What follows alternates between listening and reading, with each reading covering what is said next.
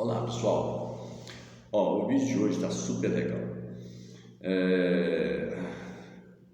É normal quando a gente vai criar algum bicho, não importa que seja cavalo ou não, geralmente as pessoas começam o criatório com matrizes, né? É o mais comum. Mas tem aqueles que começam de forma contrária, começam a criar comprando um garanhão e depois as coisas acontecem. Isso é raro, não é fácil de ver. Eu particularmente só conheço 2 criatórios que fizeram isso e se deram muito bem, por sinal. E então, nesse vídeo, vocês vão estar aí, vocês vão ver um bate-papo com o criador que começou dessa forma. Começou com um garanhão e as matrizes apareceram. Bom, e legal também nesse vídeo é que muito se discute em relação ao cruzamento para aprimorar a genética ou manter a genética. Alguns criadores cruzam parentes com parentes, já outros criadores, hipótese alguma, cruzam animais que têm algum tipo de parentesco. E é muito legal como esse criatório, ele conduziu essa seleção dele, tanto na parte da consanguinidade aí, como e quando viu que era necessário, né, fazer cruzamentos com animais sem nenhum tipo de parentesco. Então, fique aí com esse vídeo, não se esqueçam aí, dá uma força, inscrevam aí no canal e comentem aí o que vocês acham aí, como é que vocês fazem, vocês que criam cavalo, como é que vocês fazem aí, vocês cruzam animais com um grau de parentesco ou não? Como é que vocês começaram a criar? Comprando matrizes ou já partiram logo para comprar um garanhão e fazer parceria com o resto? É muito legal, comentem aí, fiquem com o vídeo aí. Um abraço. No Aras Refúgio.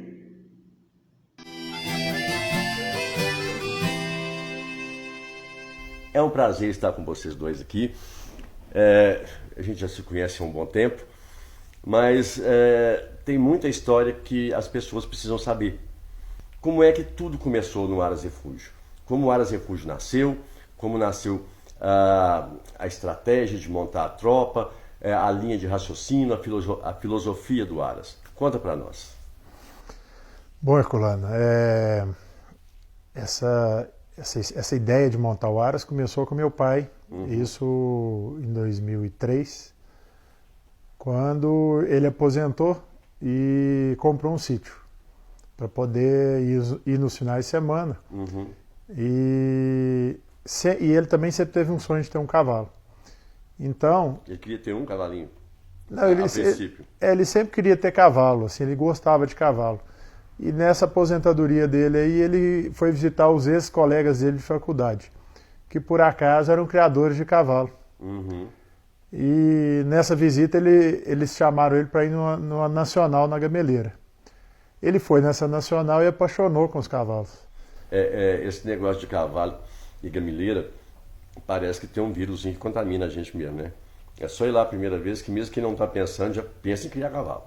E aí ele apaixonou com esses cavalos e depois a segunda etapa foi ir para a fazenda dos amigos. Aí que finalizou mesmo, aí ele foi assim, picado, né? Pelo vírus do cavalo. O vírus do cavalo é isso mesmo, ele existe. E aí, na verdade, a gente começou não com a ideia de ter um Aras, de criar, de ter vários cavalos, de produzir cavalos, né? A gente começou com a ideia de ter cavalo para sitiante mesmo, para passear, para andar, essas coisas. Então ele foi e comprou um garanhão, que ele sempre teve vontade de ter um cavalo inteiro, um garanhão, e um cavalo castrado. Nisso aí os amigos dele convenceram ele que era ótimo ele ter uma égua, porque a égua ia parir, ele ia ver a égua parir, o potrinho nascer, essa coisa toda. E aí que eu entrei, eu e minha mãe mais entramos nessa hora, né? Que começou a comprar algumas éguas, a gente ia na fazenda, via as éguas começando a parir. Até então o gosto foi dele, você entrou, depois você começou a ver os cavalos. Depois que eu comecei a ver os cavalos na fazenda, eu até visitei as fazendas com ele, mas não entendia nada de cavalo, não entendia nada de andamento, de nada. E só achava bonito. E aí comecei a frequentar leilões, aí comecei a fazer amizade no meio do cavalo. Essas amizades foram me fazendo visitar cada vez mais aras e começar a querer realmente entender de cavalo. E já que a gente estava mexendo com o cavalo, então vamos fazer a coisa direito, né? Essa era a ideia. Legal. Chegou uma hora que eu e meu pai conversamos, a gente falou, já que a gente está mexendo com isso, vamos fazer uma coisa de bom nível, vamos criar cavalo de maneira assim, de direito, criar coisa boa. E aí nós começamos realmente a olhar para que lado que a gente queria.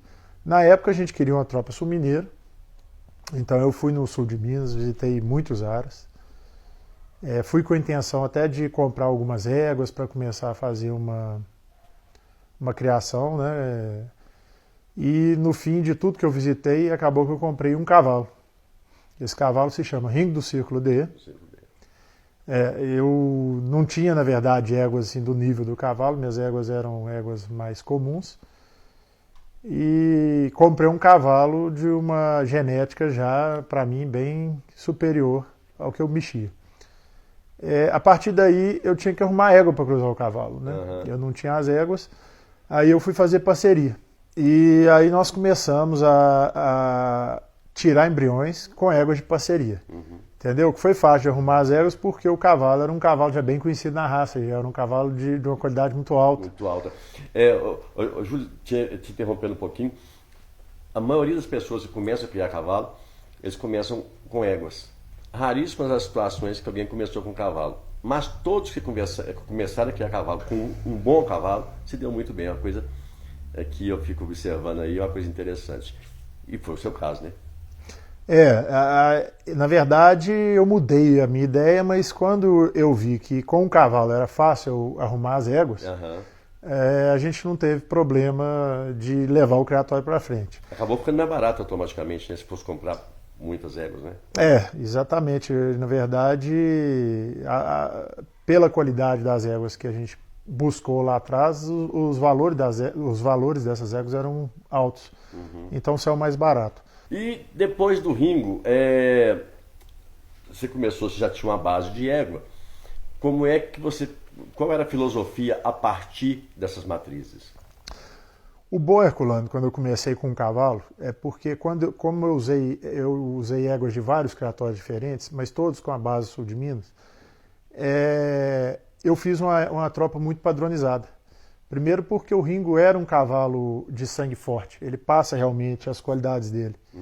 E como eu usei só ele no início, então eu fiz uma base de éguas, matrizes, muito sólidas e muito parecidas.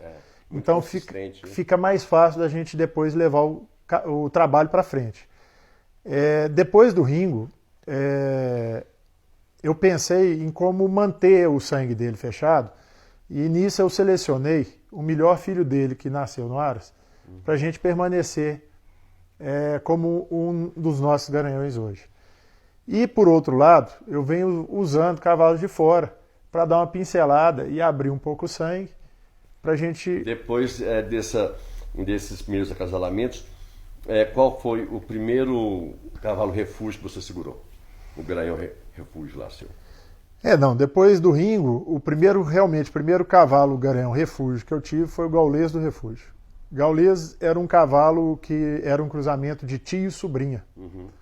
Era um cavalo filho da cereja do Círculo D, que chama Quebranto do Yuri, numa filha do Ringo do Círculo D. E esse foi o primeiro cavalo com sufixo refúgio que a gente usou na tropa. O Gaulês já foi um cavalo assim que a gente ganhou muita pista com ele, que nos deu muita alegria.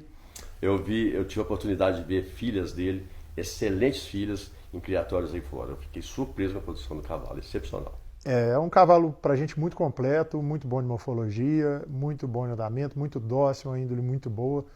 É um cavalo realmente que fez a história aqui no Aras Refúgio. Mas com isso, eu pude acompanhar e eu percebi, e a tropa melhorou muito.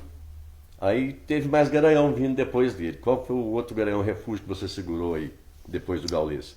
Bom, depois do Gaulês veio o herdeiro do refúgio. O herdeiro já é uma abertura de sangue. É uma filha do Ringo do Círculo D cruzado com Norak do Vale da Prata. O Herdeiro é um cavalo que hoje é o cavalo que mais mostra o Aras Refúgio nas pistas. É um cavalo realmente de nível muito alto, um cavalo que tem um cômodo excepcional, marchador nato mesmo, desde novo ele já era assim diferenciado.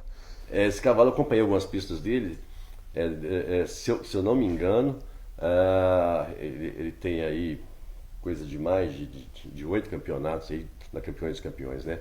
É realmente excepcional, porque está extremamente atualizado. Eu vi ele na Herdeiros agora, o cavalo foi muito bem.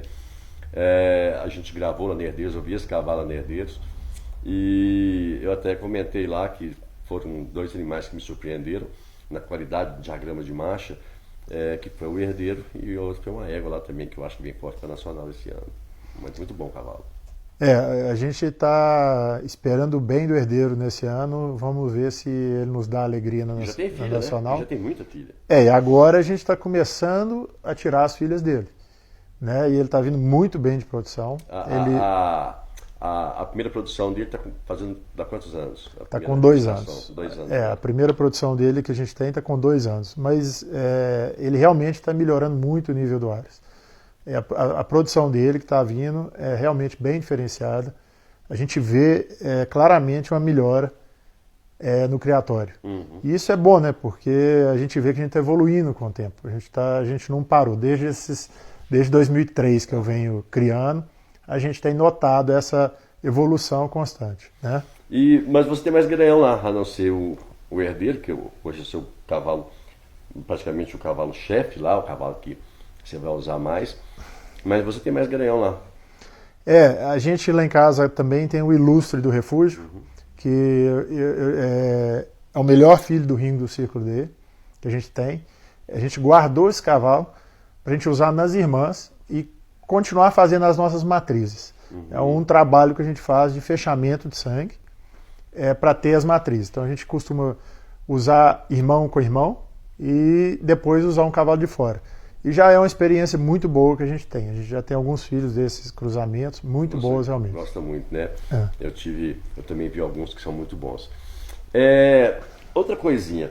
Então, nós vimos aqui que você tem um trabalho baseado na consanguinidade, mas você também faz uma abertura de sangue, você faz essa parte da heterose. E como é que você trabalha isso? Qual a importância da consanguinidade e dessa abertura de sangue ao mesmo tempo que você faz no seu Aras?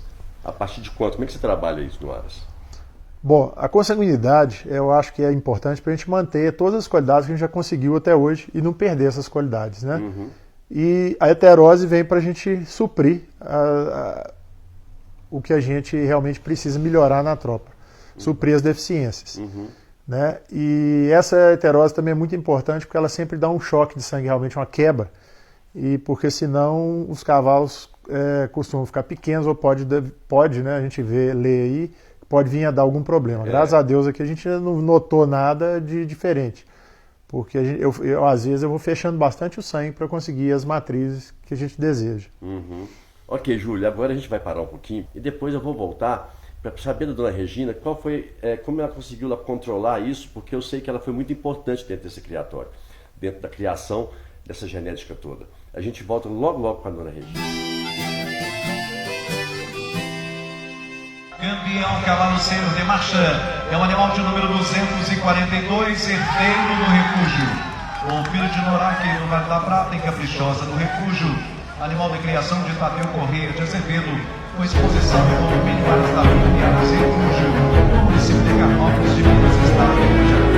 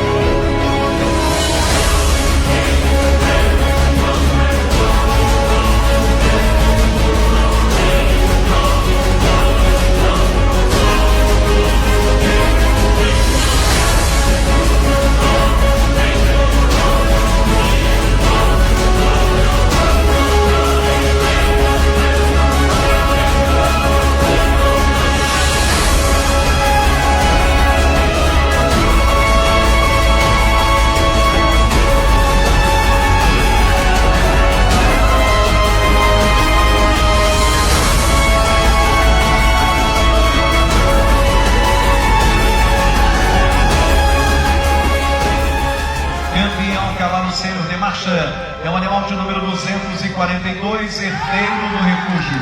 O filho de Noraque, no Vale da Prata, em Caprichosa, no refúgio. Animal de criação de Tadeu Correia de Azevedo, com exposição em condomínio Aras da Pio e Aras Refúgio, no município de Carmópolis de Minas, estado de Minas Gerais.